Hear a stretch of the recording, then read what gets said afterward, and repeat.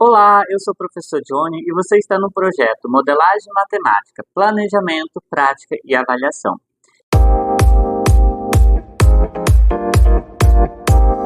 E o tema do vídeo de hoje é Entendendo o problema em modelagem matemática.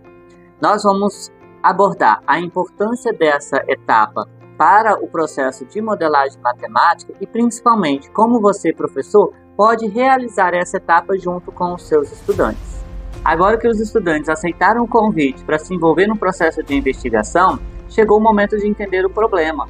Para isso, será necessário fazer um levantamento de informações iniciais para identificar aspectos importantes da situação. Quando a atividade de modelagem matemática se trata da primeira possibilidade, o professor já dispõe de todas essas informações para conduzir a atividade. E neste caso, esta etapa deve proporcionar uma visão geral sobre o problema. No entanto, é possível que o aluno faça o levantamento ou traga outras informações que não foram previstas pelo professor na atividade. E aí, se isso acontecer, é função do professor direcionar as discussões para a proposta inicial. Já nas outras duas possibilidades, o professor deve promover discussões em que o aluno se pronuncie sobre a situação problema, ou seja, o que ele sabe sobre esse problema, quais as possíveis causas desse problema e indicativos de possíveis soluções. Por exemplo, imagine se a atividade de modelagem matemática diz respeito sobre o engarrafamento de uma avenida. Pode ser que o aluno não tenha informações suficientes para indicar possíveis caminhos. Ou, ainda, se a atividade de modelagem matemática estiver vinculada, por exemplo, à poluição do rio da cidade, talvez seja necessário que o aluno faça levantamento de informações para que ele possa fazer essa proposição de possíveis caminhos para a solução. Contudo, é muito importante valorizar os conhecimentos que os estudantes trazem a partir de suas vivências e experiências sociais. Entender o problema também envolve a definição dos objetivos para a atividade e as formas de condução. Para isso, deve contemplar um processo de negociação, em que as expectativas do professor sejam atendidas, mas também que os interesses do estudante sejam valorizados. Nesse momento também é importante acordar com os estudantes o formato da condução da atividade de modelagem matemática. A necessidade de levantamento e busca de informações em outro momento que não seja na aula de matemática, o tempo necessário para a conclusão da atividade de modelagem matemática ou qualquer outro detalhe pode auxiliar no planejamento conjunto entre professores e estudantes do desenvolvimento da atividade de modelagem matemática.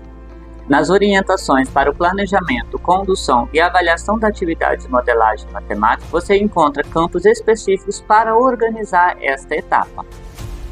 O primeiro quadro compreende o planejamento sobre as ações e intervenções que você pretende realizar de modo que leve o aluno à compreensão do problema. Então, deve registrar quais as intervenções dialógicas que você pensa em fazer.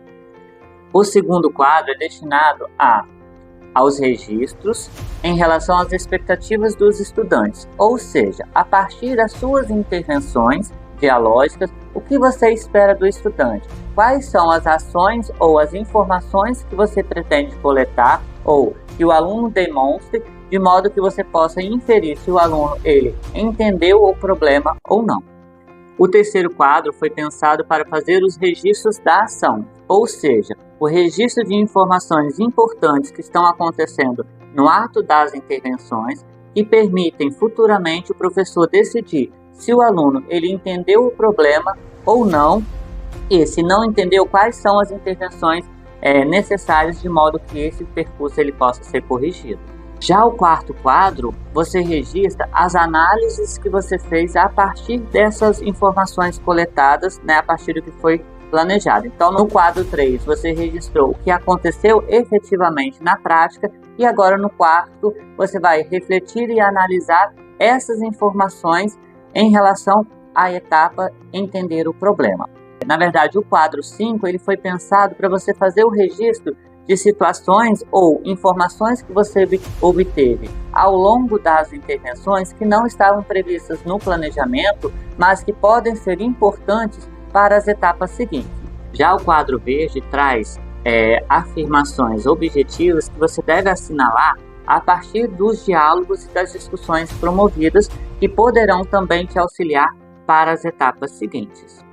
O quadro rosa ele foi pensado para o professor decidir sobre a necessidade de retomar algum ponto ou alguma discussão em relação a essa etapa de entender o problema, ou se os dados e as informações coletadas ao longo dessa etapa foram suficientes para o estudante entender o problema e aí, a partir dessas conclusões, o professor planejar as etapas seguintes. Além disso, logo embaixo tem um quadro em branco em que o professor pode registrar observações importantes referentes a esta etapa.